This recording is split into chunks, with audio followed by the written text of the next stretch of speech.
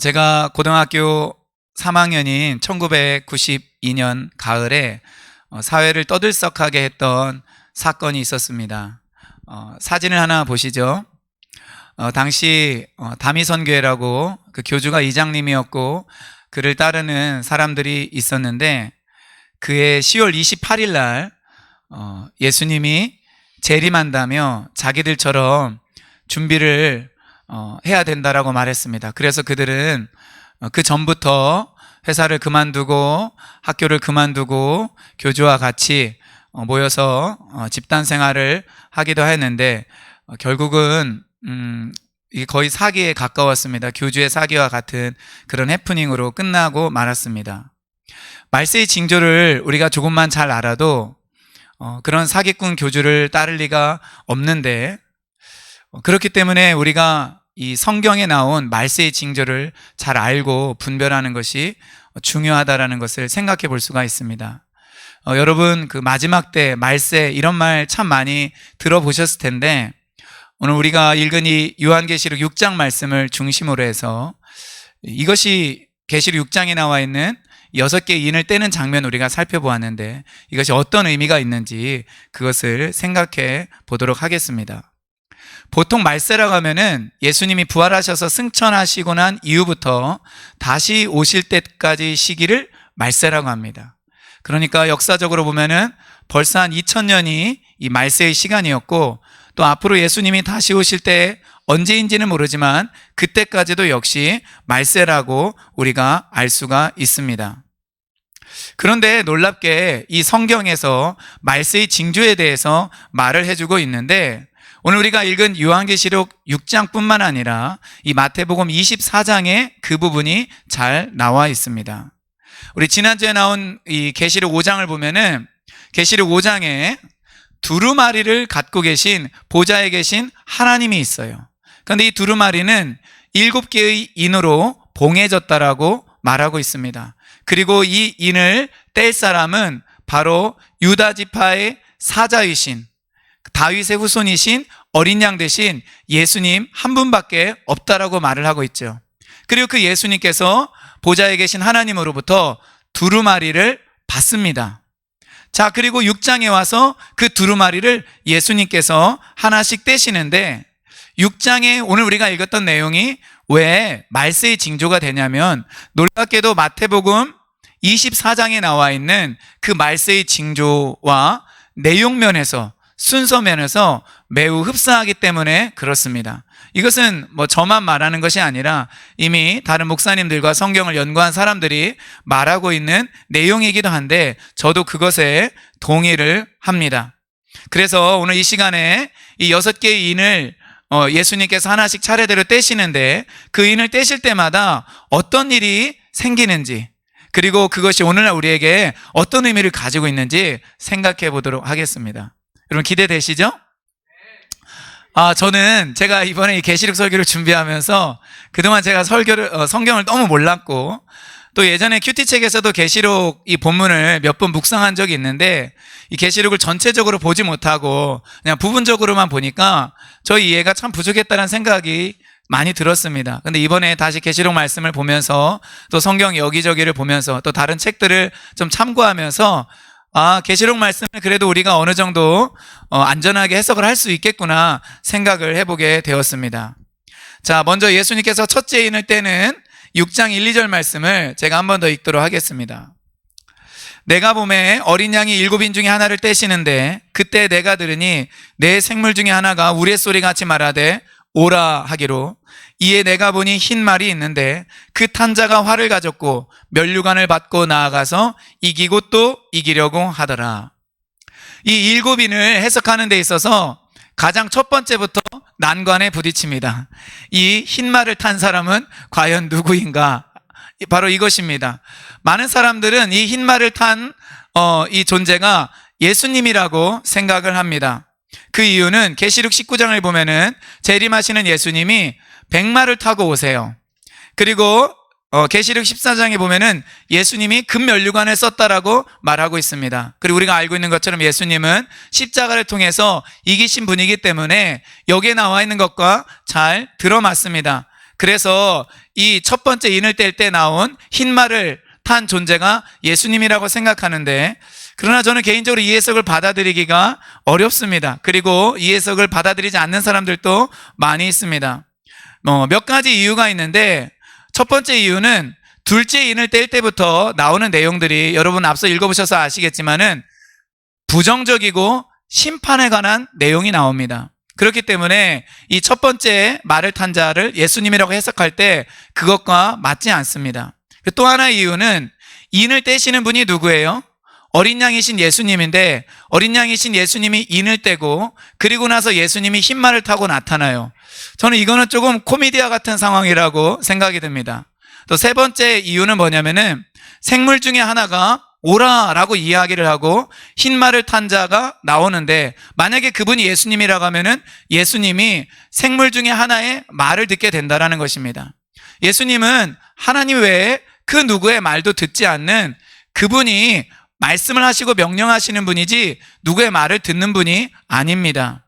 이런 여러 가지 이유들 인하여서 예수님이라고 보기가 어렵습니다. 그러면 이 흰 말을 탄 자는 누구일까요? 우리 마태복음을 참고해 보면은 이것을 알 수가 있습니다.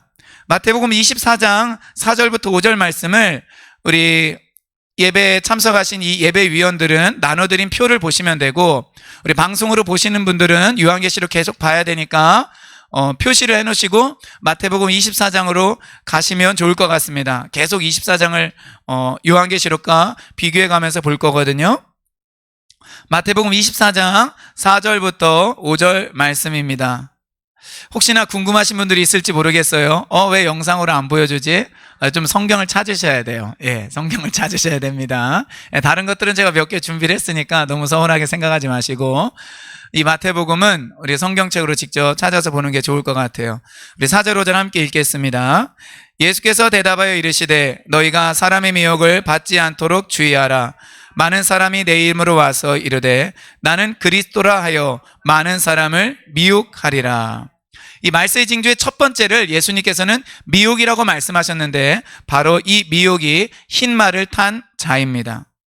적그리스도와 거짓 선지자들의 잘못된 주장이 여기에 해당되고, 그리고 지금 세상에 사는 많은 사람들을 그리스도로부터 멀어지게 하는 거짓 세계관들 또한 여기에 포함이 됩니다. 쉽게 말하면 우리나라에서는 신천지 이만희나 죽었지만 통일교회 문선명, 그리고 또 죽었지만 하나님의 교회 안상홍 등이 대표적일 것입니다. 그리고 전 세계적으로는 이 찰스 다윈으로부터 시작됐다고 볼 수 있는 진화론, 이 마르크스의 공산주의, 그리고 김일성의 주체사상, 그리고 유물론을 바탕으로 한 이 동성애들이 모두 이런 미혹들에 들어간다고 볼 수 있습니다.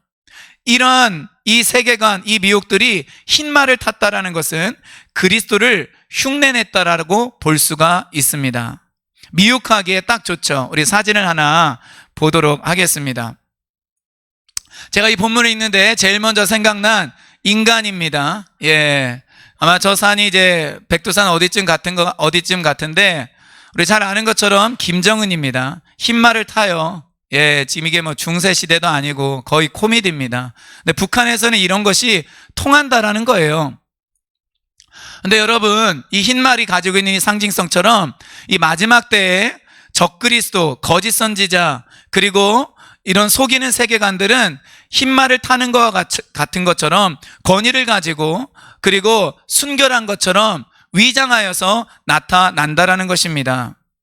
그리고 이러한 세계관들, 미혹들은 승리를 하는 경우가 많이 있습니다. 그래서 이 계시록 6장 2절에도 보면은 면류관을 받았다라고 말을 하고 있습니다. 이것은 그들이 승리했다라는 것을 말합니다. 물론 몰락한 이단 교주들도 있지만 지금 있는 여러 이단 세력들을 보면은 그들이 몰락했다고 볼 수 없는 경우가 아주 많습니다. 안상호 하나님의 교회도 그렇고 신천지도 그렇고 통일교도 그렇습니다. 우리가 이번에 코로나 사태로 인하여서 신천지의 교세를 우리가 보게 되었는데, 실제로 모든 그 교육 과정을 마치고 신천지에 들어가 있는 그 정식 회원 수가 25만 명에 해당되고, 거기에 들어가기 위해서 예비 교육 단계를 밟고 있는 사람이 5만 명이 넘고 있다는 것을 우리는 확인할 수 있었습니다. 여러분, 한국교회가 쇠퇴의 길을 걷고 있는 동안 이런 신천지들은 이런 빠른 확장세를 보였습니다. 공산주의를 보세요. 소련의 몰락으로 이 동유럽의 이 공산국가들도 같이 공산주의를 버렸기 때문에 이제 공산주의가 이 지구상에서 떠났다 이렇게 생각할 수 있지만 절대 그렇지 않습니다. 중국의 공산주의 여전히 건재하고 이 북한의 주체 사상도 여전히 막강한 힘을 발휘하고 있습니다. 그리고 이 자유민주주의인 대한민국에도 주사파라고 해서 한동안 이 김일성에게 충성을 맹세했던 사람들이 있었는데 그 흐름들은 제가 볼 때 여전히 이 대한민국 가운데 남아 있는 것 같습니다. 여러분, 이 미혹이 계시록 6장 2절에 보니까 활을 가지고 있다라고 말을 하고 있습니다. 이 말을 탄 자에게 있어서 활은 강력한 무기죠. 이 당시 오늘날 이란 땅에 거주했던 이 파르티아인이라고 있었는데 이 파르티아인은 흰 말을 타고 다니면서 활을 굉장히 잘 쐈다고 그래요. 그래서 그 용맹하고 대단한 로마 이 군과의 전쟁에서 무려 2번씩이나 이겼다라고 합니다. 그러므로 당시 이 성경을 읽었었던 사람들은 흰 말을 타고 활을 가졌다 파르티아인을 분명히 연상했을 것입니다. 그들의 힘과 영향력이 막강하다라는 것을 보여주고 있습니다. 그렇기 때문에 우리 성도들도 이 미혹이 나는 거기에 걸리지 않을 거야, 나는 미혹이 와도 쉽게 이길 거야, 이렇게 생각해서는 절대로 안 됩니다. 신천지에 넘어간 사람들, 여호와의 증인에 넘어간 사람들, 통일교에 넘어간 사람들, 안상호 하나님의 교회에 넘어간 사람들, 전혀 예수를 모르는 사람들이 거기에 넘어간 사람들도 있겠지만 그렇지 않습니다. 거의 대부분은 기존에 있는 신자들입니다. 그들은 미혹되었고 그들은 속았습니다. 왜냐하면 하나님 말씀 위에 바로 서 있지 않았고 미혹을 대처하고 이길 만한 그 영적인 힘이 없었기 때문입니다. 그리고 이 북한의 김일성, 김정일 이 주체 사상에 미혹을 받고 있는 북한 백성들을 보십시오. 다른 외부와의 접촉할 기회가 없고 다른 이 세상을 경험할 기회가 전혀 없기 때문에 그들은 사실 모두 다 우상 숭배를 하고 있는 것입니다. 그래서 김일성, 김정일을 신처럼 떠받들고 있고 태양이라고 여기고 그리고 자유를 잃은 채 고통과 억압, 학대와 폭력에 시달리고 있습니다. 우리는 이런 북한 땅에 있는 미혹이 반드시 속히 빨리 무너지기를 기도해야 될 것입니다. 그리고 우리 자신도 우리 주변에서 어떤 위험하게 보이는 곳에서, 모르는 곳에서 또 우리랑 성경 공부를 하자고 하거나 아니면 다른 것들을 말할 때 우리는 반드시 깨어서 그것들을 분별하고 살펴야 될 것입니다. 자, 두 번째 인을 살펴보도록 하겠습니다. 계시록 6장 3절 4절 읽겠습니다. 둘째 인을 떼실 때에 내가 들으니 둘째 생물이 말하되 오라 하니 이에 다른 붉은 말이 나오더라. 그 탄자가 허락을 받아 땅에서 화평을 제하여 버리며 서로 죽이게 하고 또 큰 칼을 받았더라. 여러분, 큰 칼을 볼 때 이것이 상징하는 것을 우리는 쉽게 알 수 있습니다. 이것은 바로 전쟁입니다. 마태복음 24장 7절에 보면 민족이 민족을, 나라가 나라를 대적하여 일어나겠다라고 말을 합니다. 이미 전 세계는 1차 세계대전, 2차 세계대전을 겪었습니다. 우리나라도 6.25 전쟁을 겪었습니다. 지금도 전 세계에는 크고 작은 국지전과 내전들이 일어나고 있습니다. 우리는 전쟁을 보면서 이것이 마지막 때를 향해 가고 있는 신호탄이라는 것을 알아야 됩니다. 그리고 앞으로는 더 큰 전쟁이 일어날 가능성들이 많이 있습니다. 자, 세 번째 인을 살펴보겠습니다. 계시록 6장 5절 6절입니다. 읽겠습니다. 셋째 인을 떼실 때에 내가 들으니 셋째 생물이 말하되 오라 하기로 내가 보니 검은 말이 나오는데 그 탄자가 손에 저울을 가졌더라. 내가 네 생물 사이로부터 나는 듯한 음성을 들으니 이르되 한 데나리온에 밀 한 되요 한 데나리온에 보리 석 대로다. 또 감람류와 포도주는 해치지 말라 하더라. 아멘. 검은 말이 나옵니다. 그 탄자는 손에 저울을 가졌습니다. 어떤 일이 일어나죠? 한 데나리온, 그 당시 노동자가 하루 일하고 나서 밟는 그 품삯을 가지고 뭘 살 수 있느냐? 밀 한 대를 살 수 있대요. 그 한 데나리온을 가지고 뭘 사느냐? 보리 석 대를 살 수 있다라는 것입니다. 이 당시 이 농경사회라는 것을 생각해 볼 때 이것이 말하는 것은 뭐냐면은 물가가 폭등한 것을 말해요. 여러 책들을 좀 참고해 볼 때 물가가 8배에서 12배, 심지어는 16배까지 올랐다라고 말을 합니다. 여러분, 지금 우리가 계속해서 사실은 물가가 조금씩 오르고 있죠. 뭐 짜장면 값이 뭐 몇십 년 전에 비해서 몇 배가 올랐고 이렇게 말을 하는데, 아직은 그래도 우리가 물가가 오르는 것에 대해서 걱정은 하지만 살 수는 있습니다. 근데 갑자기 만약에 물가가 8배 오른다, 12배 오른다, 아마 여러분 그러면은 이것은 엄청난 재앙이 될 것입니다. 그래서 그 당시에 아마 분명히 흉년이 생겼을 것이고 이 흉년의 원인은 기근이었을 것이다 라고 많이 이야기를 합니다. 마태복음 24장 7절에 보면 민족이 민족을, 나라가 나라를 대적하여 일어나겠고, 그 다음에 나오는 것이 바로 무엇이냐? 기근입니다. 바로 흉년인 거죠. 그리고 이 흉년으로 인해서 이 물가의 폭등이 일어난다라는 것입니다. 그러면서 어떤 단서가 있느냐? 감나무와 포도주는 해치지 말라라고 이야기를 합니다. 이것은 기근의 한계를 보여주며 아주 본격적인 재앙에는 이르지 않았다라는 것을 말해줍니다. 여러분, 지금도 이런 기근을 겪고 있는 나라들이 사실은 굉장히 많습니다. 아프리카 대표적이고, 그리고 동남아시아에도 이런 흉작으로 인하여서 고통받고 있는 나라들이 있습니다. 그러나 문명이 발달한 선진국은 그럴 가능성이 별로 없다라고 생각하고 아직은 안심하는 상황입니다. 그러나 제가 볼 때 어떤 시기가 되면 선진국에서도 기근이 일어나고 물가 폭등이 일어나게 될 것입니다. 그래서 우리가 이것을 예의주시할 필요가 있습니다. 갑자기 생각나는 나라 있죠? 베네수엘라. 물론 이 나라가 공산주의, 이런 사회주의를 지향하고 반미를 했기 때문에 나타난 결과이기도 하지만 석유 생산량이 그렇게 많은 나라가 몰락할 수 있고, 그런 과정에서 엄청난 인플레이션, 이 물가 폭등이 일어난다는 것을 우리는 생각해 볼 수 있어야 됩니다. 자, 네 번째 인을 보도록 하겠습니다. 7절, 8절 말씀을 읽겠습니다. 넷째 인을 떼실 때 내가 넷째 생물의 음성을 들으니 말하되 오라 하기로, 내가 봄에 청황색 말이 나오는데 그 탄자의 이름은 사망이니 음부가 그 뒤를 따르더라. 그들이 땅 4분의 1의 권세를 얻어 검과 흉년과 사망과 땅의 짐승들로서 죽이더라. 아멘. 여러분, 이 넷째 생물은 무엇을, 이 넷째 생물이 음성이 났을 때 청황색 말이 나오는데 그 탄자의 이름이 뭐라고요? 사망이래요.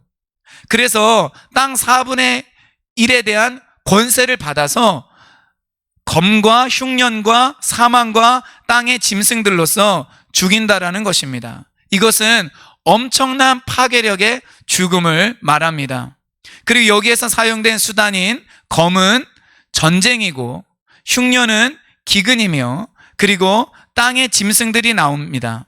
이 땅의 짐승들은 보통 전쟁이 일어나고 난 이후에 황폐해진 땅에 돌아다니는 것이 땅의 짐승입니다. 레위기 26장 22절에 보면은 하나님께서는 이스라엘 백성들을 향해서 너희들이 내 말을 듣지 않으면 땅의 들짐승으로 심판하겠다라는 내용이 나옵니다. 여러분, 실제로 뭐 사자나 이 많은 맹수들이 갑자기 사람들 사는 곳에 들어와서 사람들을 죽이고 멸망시키는 것은 없습니다.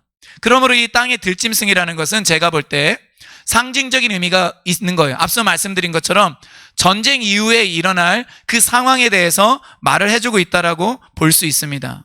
그런데 우리 여기에서 한 가지 생각해 볼 수 있는 단어가 있어요. 그것이 바로 세 번째 나온 단어인 사망입니다. 검과 흉년과 사망과 땅의 짐승들이라고 나와 있는데, 이 사망은 앞서 나온 이 사망과 헬라어로는 똑같은 단어입니다. 그런데 좀 궁금증을 가지고 생각해 볼 수 있는 게, 이 사망이 나오는데 그 구체적인 내용에 검이나 흉년, 이런 사망을 일으키는 방법이 나오는 것은 이해가 되는데 또 사망이 나와요. 그래서 이게 헷갈릴 수 있는 거예요.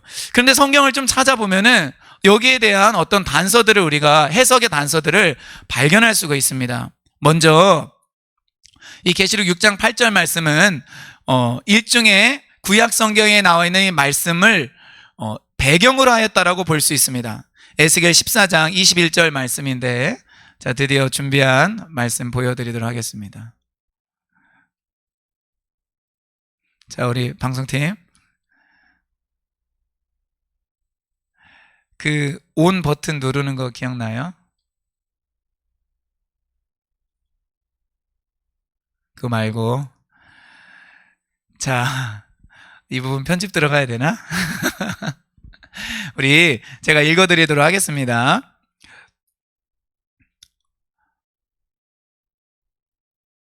에스겔 14장 21절 말씀입니다. 주 여호와께서 이같이 이르시되 내가 나의 네 가지 중한 벌 곧 칼과 기근과 사나운 짐승과 전염병을 예루살렘에 함께 내려 사람과 짐승을 그 중에서 끊으리니 그 해가 더욱 심하지 아니하겠느냐, 이렇게 말을 하고 있습니다. 여기 보니까 칼과 기근과 사나운 짐승과 전염병이라고 말을 하고 있습니다. 사나운 짐승과 전염병이 순서가 바뀌었어요. 계시록과 비교를 해보면은. 근데 계시록에서는 사망이라고 나왔는데 에스겔에서는 뭐라고 나옵니까? 전염병이라고 나와요. 그런데 이 마태복음 24장 7절의 병행 본문인 누가복음 21장 11절에 보면은 뭐라고 나오냐면은 곳곳에 지진과 기근과 뭐가 있다고요? 전염병이 있다라고 이야기를 하고 있습니다. 즉 전염병이 있는 거예요. 그래서 놀랍게도 이 현대인의 성경과 쉬운 성경을 찾아보면은 이 사망을 뭘로 번역을 했냐? 질병으로 번역을 했어요. 저는 이것을 이렇게 연구하고 찾아보면서 굉장한 희열을 느끼기도 하였고, 참 신기하다. 이 성경을 번역한 사람들이 이것저것을 많이 생각하고 고려해서 번역을 하는구나. 이걸 단순히 묵상만 해서는 결코 발견할 수 없는 것이구나. 이런 생각을 해보게 되었습니다. 그렇기 때문에 이 네 번째 나오는 이 죽음 안에 전염병이 있다는 것을 우리가 생각해 봐야 됩니다. 우리가 잘 아는 것처럼 14세기에 이 유럽은 흑사병으로 인구의 많게는 2분의 1, 때로는 3분의 1이 죽었다라고 합니다. 여러분, 지금은 어떤 전염병이 돌고 있죠? 코로나가 돌고 있는데 통계를 보면은 지금 이 상황에서 전 세계적으로 코로나에 걸린 인구가 2,500만 명 정도 된다고 합니다. 그리고 사망자 수는 85만 명에 육박합니다. 아마 이 숫자는 더 늘어나게 될 것입니다. 암이나 질환이나 심장 질환으로 많은 사람이 죽죠. 교통사고로 죽는 사람들도 많습니다. 그러나 앞으로는 전염병으로 인하여 죽어가는 이 숫자가 굉장히 많이 늘어나게 될 것입니다.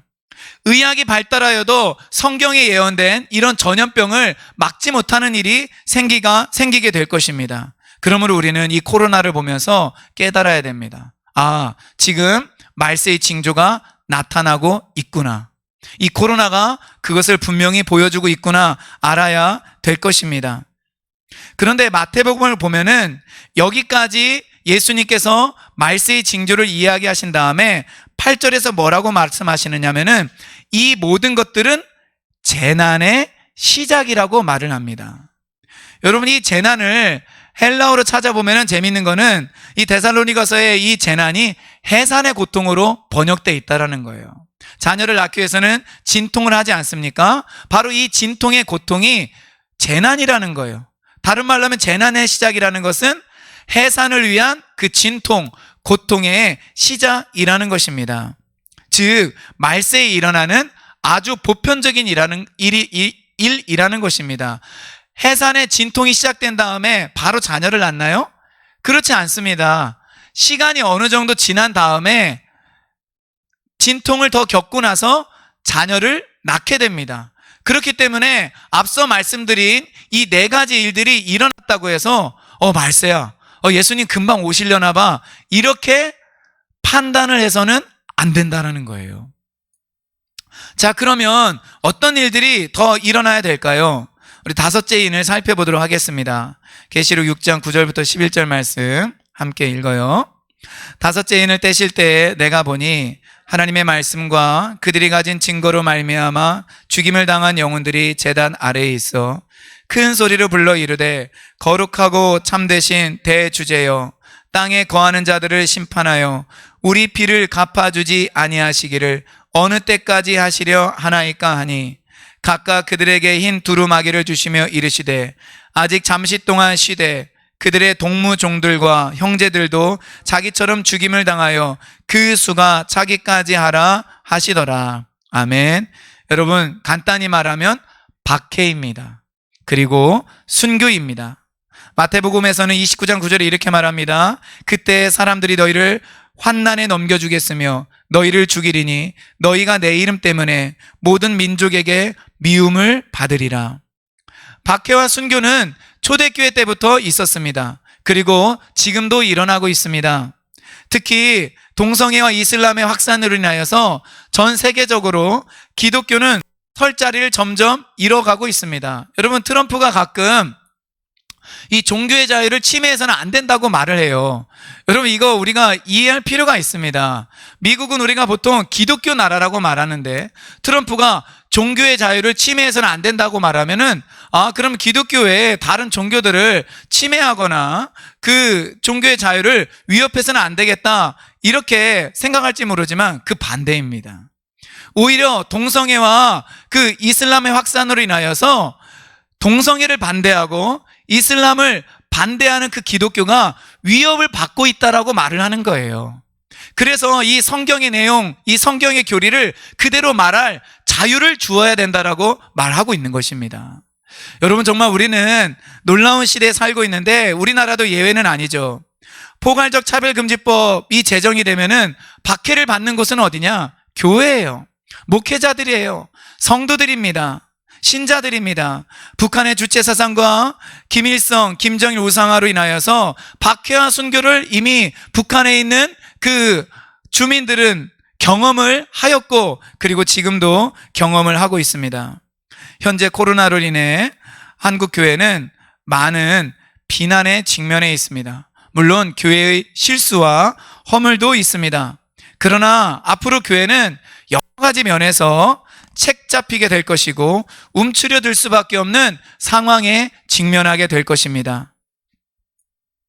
그래서 데살로니가 후서 2장에 나오는 것처럼 적그리스도의 그 출현 앞에서 전 세계 수많은 사람들을 미혹하는 그 적그리스도의 출현 앞에 무엇이 먼저 일어나느냐?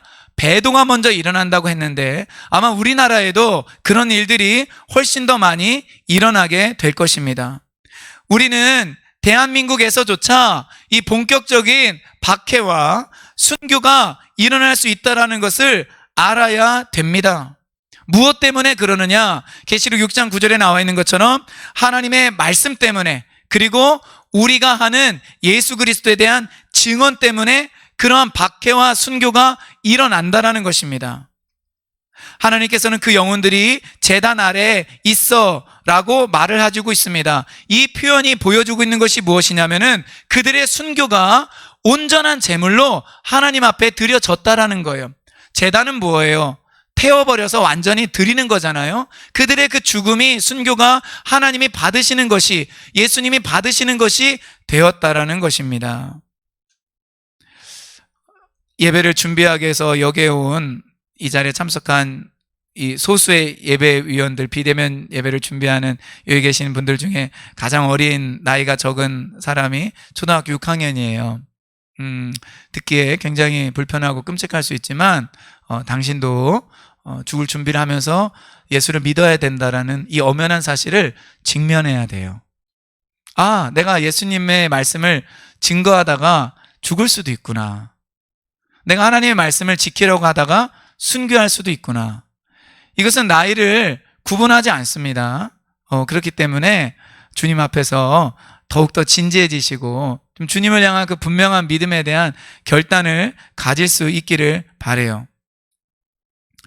여러분, 신앙은 뭐냐? 목숨을 거는 거예요. 이 말세의 징조를 살피면 우리가 알 수 있겠지만 신앙은요, 나는 교회 가는 게 좋아. 나는 교회에서 사람들 만나고 교제할 때 참 즐겁고 위로도 받고 믿음이 더 커져. 나는 그냥 예수님이 좋아. 단순히 여기에서 머무르는 것이 아니에요. 내가 하나님을 믿는다라는 것, 예수님을 나의 구주로 고백하고 그리스도를 믿고 어린 양을 따른다는 건 뭐냐? 내 목숨을 걸겠다라는 것이에요. 할렐루야. 여러분, 신앙은 액세서리가 아니고, 신앙은 가져도 그만 안 가져도 그만 아니고, 내가 그 신앙을, 기독교 신앙을 갖는다는 건 뭐냐? 내가 기독교 신앙 때문에 순교한다 할지라도, 박해를 받는다 할지라도 나는 그 길을 가겠다라는 결단이 바로 이 마지막 때에 우리 그리스도인들이 가져야 될 신앙의 자세라는 것입니다. 예수님께서도 하나님을 사랑하라고 말씀하실 때 이미 신명기에 나와 있는 말씀처럼 목숨을 다해 사랑하는 거예요. 하나님은 목숨을 다해 사랑하는 거예요. 이 목숨은 다른 의미가 있는 게 아니에요. 그냥 내 생명 내놓고 하나님 사랑한다라는 것입니다. 여러분, 그런 결단이 저와 여러분들 모두에게 있기를 주님의 이름으로 축원드립니다. 자, 이제 마지막으로 6번째 인에 대해서 살펴보겠습니다. 6장 12절부터 17절입니다. 같이 읽어요. 내가 보니 6째 인을 떼실 때에 큰 지진이 나며 해가 검은 털로 짠 상복같이 검어지고 달은 온통 피같이 되며 하늘의 별들이 무화과 나무가 대풍에 흔들려 설익은 열매가 떨어지는 것 같이 땅에 떨어지며 하늘은 두루마리가 말리는 것 같이 떠나가고 각 산과 섬이 제자리에서 옮겨지매 땅의 임금들과 왕족들과 장군들과 부자들과 강한 자들과 모든 종과 자유인이 굴과 산들의 바위 틈에 숨어 산들과 바위에게 말하되 우리 위에 떨어져 보좌에 앉으신 이의 얼굴에서와 그 어린 양의 진노에서 우리를 가리라. 그들의 진노의 큰 날이 이르렀으니 누가 능히 서리요 하더라. 자, 이 부분에 대한 마태복음을 읽겠습니다. 마태복음 24장 29절 우리 한 절 읽겠습니다. 그날 환난 후에 즉시 해가 어두워지며 달이 빛을 내지 아니하며 별들이 하늘에서 떨어지며 하늘의 권능들이 흔들리리라. 30절 같이 한 번 더 읽어요. 그때 인자의 징조가 하늘에서 보이겠고 그때 땅의 족속들이 통곡하며 그들이 인자가 구름을 타고 능력과 큰 영광으로 오는 것을 보리라. 아멘. 자, 이 징조는 무엇이죠? 우주의 대격변입니다. 여러분, 태양이 빛을 잃어요. 달이 핏빛을 낸대요. 블러드문이라고 아마 들어보셨을 거예요. 그리고 별들이 다 익지 않은 과일 떨어지듯이 팍팍팍팍 떨어진다는 것입니다. 그리고 산과 섬이 이동하는 지각변동이 일어난대요. 여러분, 이것은 전 세계에 있는 사람들을 미혹하는 적그리스도의 출현 이후에 그리고 예수님이 재림하시는 그 사이에 일어나는데, 마태복음의 표현을 보면은 예수님께서 재림하시기 직전에 이런 우주적인 대격변이 일어난다라는 것을 우리가 알 수가 있습니다. 여러분, 불신자들은 적그리스도가 출현해도 사실은 믿지 않을 거예요. 교회에서 믿음 있는 사람들이 저 사람이 적그리스도다, 저걸 따르면 안 된다, 이런 일들이 일어나는 것은 성경이 예언된 것이다 라고 말할 때 그들은 그 말씀을 귀 기울이지 않을 것입니다. 그러나 그들이 태양이 빛을 잃고 블러드문이 생기고 그리고 섬과 산들이 이동하는 이런 지각 변동을 보게 되면 아마 그들은 조금씩 생각이 바뀔 거예요. 성경의 예언이 정말인가? 예수님이 재림한다던데 이게 사실인가? 이때 무엇이 일어나느냐? 정말로 조금이라도 양심적인 사람이라면 회개가 일어나요. 어쩌면 이때가 불신자들이 하나님 앞에서 제정신을 차리고 회개할 수 있는 마지막 기회일지도 모릅니다. 여기에 보면은 몇몇 부류의 사람들이 나옵니다. 첫째, 땅의 임금들이 나오죠. 이것은 최고 권력자들, 통치자들을 말하죠. 왕족들과 장군들이 나옵니다. 임금들의 버금가는 권력자들, 군대의 권력을 가진 자들을 말을 하고 있죠. 부자들과 강한 자들, 이들은 권력을 가진 자들은 아니지만 보통 유력한 자들이라고 말할 수 있는 그런 힘 있는 자들을, 사회적으로 경제적으로 영향력 있는 자들을 말합니다. 그리고 모든 종과 자유인이 나옵니다. 종은 당연히 자유가 없는 사람들, 자유인은 자유가 있는 보통 사람들을 가리키는 것 같습니다. 결국 이 표현은 모든 사람들을 말하는 거예요. 권력이 있는 사람이든 권력이 없는 사람이든, 그리고 자유인이든 그렇지 않은 사람이든, 이 사람들이 우주적인 격변 앞에서 무엇을 갖는다고요? 두려움을 갖습니다. 그래서 그들이 보이는 행동이 무엇입니까? 굴과 산들의 바위 틈에 숨어서 그것이 자신들을 가리어주기를 바라는 거예요. 보좌에 앉으신 이의 얼굴, 그리고 어린 양의 진노에서 자신들 좀 가려달라고 이야기를 하고 있는 것입니다. 여러분, 일반 보통 사람이라 할지라도, 그리고 약하게 보이고 이 자유가 없는 그런 사람이라 할지라도, 그 사람이 하나님을 대적한다면, 어린 양이신 예수님을 따르지 않는다면, 그 누구라 할지라도 이 진노를 결코 피할 수가 없습니다. 이상 이 인을 떼는 것과 관련된 말세의 6가지 징조를 이 계시록과 마태복음을 비교해 보면서 말씀을 드렸는데, 결론적으로 3가지를 말씀드리고 싶습니다. 첫째, 우리는 인을 떼시는 분이 누구라는 것을 알아야 되죠. 어린 양 예수님이라는 것을 알아야 됩니다. 바로 역사의 주관자가 되셔서 세상을 심판하시는 분은 예수님이에요. 앞서 말씀드린 것처럼 재난의 시작, 이 진통의 시작의 끝은 무엇이죠? 바로 해산이에요. 이 해산은 무엇을 가리키죠?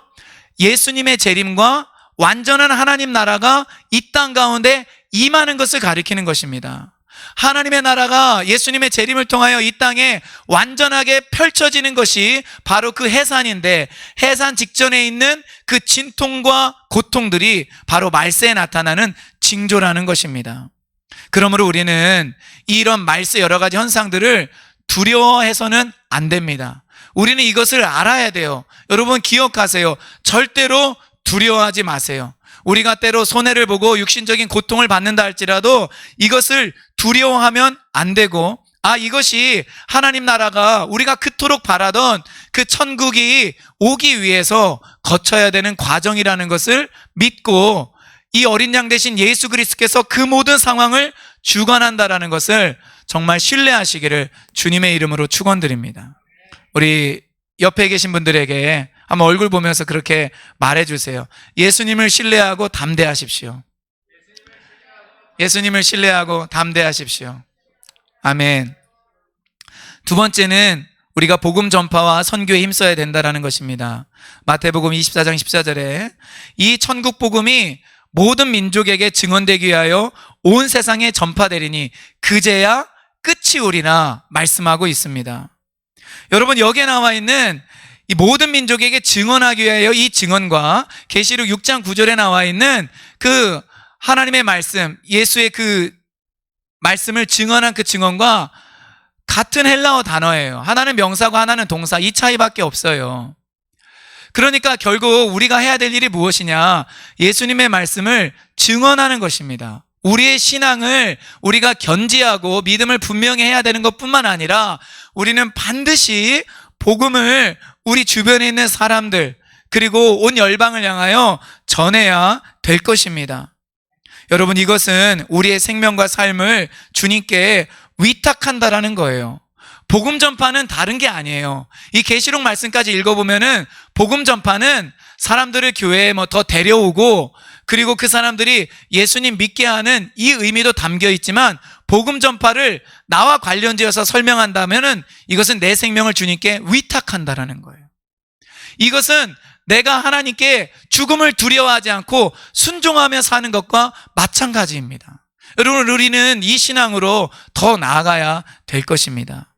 자, 세 번째, 우리는 박해받는 자임을 기억해야 됩니다. 교회는 현재 이 대한민국에 있는 이 코로나 문제가 속히 해결될 수 있도록 최대한 협조를 해야 됩니다. 협력해야 됩니다. 그러나 우리는 알아야 됩니다. 코로나가 지나가도 그 후유증으로 인해서 교회는 많은 핍박과 박해가 있을 수 있습니다. 그리고 앞서 말씀드린 이 포괄적 차별금지법으로 인하여서 교회는 박해를 받을 수밖에 없을 것입니다. 오늘 아침에 이 문제를 제가 생각해 볼 때 솔직히 두려움이 조금 엄습했어요. 진짜 국회에서 이 포괄적 차별금지법이 상정되고 통과가 되면 어떤 일이 일어나는 거지? 온갖 이 동성애의 이 죄악들뿐만 아니라 제가 정말 걱정하는 것은 이 초등학교에 이 성교육 교과서 이 내용이 너무나 많이 바뀐다라는 거예요. 이건 정말 생각만 해도 너무나 끔찍한 일입니다. 교회는, 목회자는, 성도들은 박해를 받을 수밖에 없어요. 그리고 이 공산주의 주체 사상을 신봉하는 북한 정권과 우리나라가 지금 대립하고 있는데, 이 대립에 있어서 최전선에 있는 게 뭐냐? 여러분, 지금의 정부가 절대 아닙니다. 지금의 정부는 만약 북한이 뭐 공격하고 이러면 우리도 가만히 있지 않겠다, 뭐 이런 내용을 하긴 하지만은, 대통령도 자기는 북한 정권이 무너지기를 바라지 않는다라고 이야기를 하고 있는 것처럼, 지금 이 북한 정권이 그대로 유지되는 것에 대해서 많은 사람들이 찬성을 하고 있습니다. 그러나 교회는 그럴 수 없습니다. 왜냐? 이 북한 정권은 유물론을 배경으로 한 교회를 완전히 박멸하기를 결정한 그러한 정권이기 때문에 그래요. 이것을 배경으로 해서 이 북한 정권은 그 백성들을, 북한 주민들을 지금까지 속여왔거든요. 자유를 박탈하고 빼앗았거든요. 근데 우리 교회가 원하는 것, 제가 원하는 것은 무엇입니까? 그 북한에 있는 그 백성들에게 자유를 주는 거예요. 그들이 마음껏 신앙생활하고 성경을 읽고 교회 갈 수 있도록 하는 거예요. 북한의 지금 정권과 기독교 신앙이 절대로 북한 땅에서 양립할 수 없습니다. 지금 저는 그런 생각을 해봐요. 이제 통일 문제가, 이 코로나 문제가 조금 잠잠해지면은, 아니면 어쩌면 이런 상황에서도 통일에 대한 논의가 이야기가 되잖아요. 그러면은 한국 교회는 이 북한의 인권을 반드시 말할 것입니다. 그리고 북한의 유물론 공산주의에 대해서 우리는 잠잠하지 않고 그것을 반대할 것입니다. 그 안에 있는 그런 거짓됨에 대해서 말할 거예요. 그러면은 통일을 이루려고 하는, 북한 정권을 인정하면서 통일을 하려고 하는 사람들은 뭐라고 말하느냐? 교회 니네들 때문에 통일 안 된다라는 거예요. 니네들이 그렇게 말해서 우리가 통일하기가 어렵다라는 거예요. 니네 잠잠해라, 니네 침묵해라, 이렇게 말할 것이에요. 여러분 한번 지켜보세요. 만약에 북한 정권이 먼저 무너지지 않은 상태에서 이 통일을 이야기할 때 반드시 교회는 적폐 세력이 될 것입니다. 반드시 교회는 그 교회가 가지고 있는 신앙의 자유와 그리고 하나님을 신봉하는 그 교리 안에서 북한 정권에 반대하는, 유물론에 반대하는, 공산주의와 주체사상에 반대하는 내용을 말하지 못할 거예요. 반드시 침묵을 강요받을 것입니다. 박해를 받을 것입니다. 저는 사실 이런 일이 생기기를 원치 않습니다. 저는 그 전에 북한 체제가 변화되기를 바라요. 그래서 자연스럽게 우리 대한민국과 조선민주주의 인민공화국이 더해졌을 때 파란색의 그 한반도, 여러분 모양 보신 적 있죠? 그거 아닙니다. 그냥 여전히 우리가 사용해야 될 국기는 지금 자유민주주의인 우리 대한민국이 사용하는 국기, 그리고 그 이름은 혼합된 이름이 아니라 그냥 대한민국인 거예요. 여러분, 그것이 진짜 우리가 바라는 통일이고 안전한 통일입니다. 반드시 북한에 있는 이 정권과 주체 사상 무너져야 될 것입니다. 저는 이것을 위해 기도하고 저는 싸울 거예요. 이것은 너무나 중요한 가치이고 다음 세대들을 위해서 필요한 것이기 때문에 그렇습니다. 여러분, 아무튼 우리는 이 땅에서 완전한 것을 기대하기는 어렵습니다. 시간이 지날수록 사람들은 하나님을 싫어할 것이고 하나님을 섬기는 우리를 미워하게 될 것입니다. 그렇기 때문에 우리는 이 땅에 소망 두지 말아야 됩니다. 그리고 박해받을 것을 생각하고 박해받았을 때 상처받거나 아니면은 박해를 받았을 때 두려워하거나 위축되거나 뒤로 물러서지 말아야 될 것입니다. 마지막으로 누가복음 12장 4절부터 5절까지 말씀을 우리 다 같이 한번 찾아보도록 하겠습니다.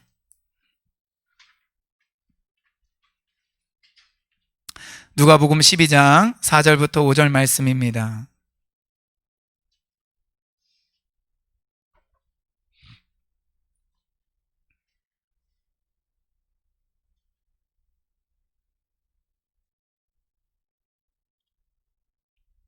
함께 읽습니다. 내가 내 친구 너희에게 말하노니 몸을 죽이고 그 후에는 능히 더 못하는 자들을 두려워하지 말라. 마땅히 두려워할 자를 내가 너희에게 보이리니 곧 죽인 후에 또한 지옥에 던져넣는 권세 있는 그를 두려워하라. 내가 참으로 너희에게 이르노니 그를 두려워하라. 여러분, 하나님을 두려워해야 됩니다. 정말 하나님을 두려워하고 천국과 지옥이 있다라는 것을 알고 우리가 주님을 위해서 가는 그 길이 가치가 있는 길임을 확신하고 우리가 서로 격려하고 위로해 주면서 믿는 자들이 서로에게 힘을 주면서 우리가 가는 예수님의 제자의 길, 하나님의 백성의 길, 성령이가 동행하는 길을 끝까지 갈 수 있기를 주님의 이름으로 축원드립니다. 우리 함께 기도합시다.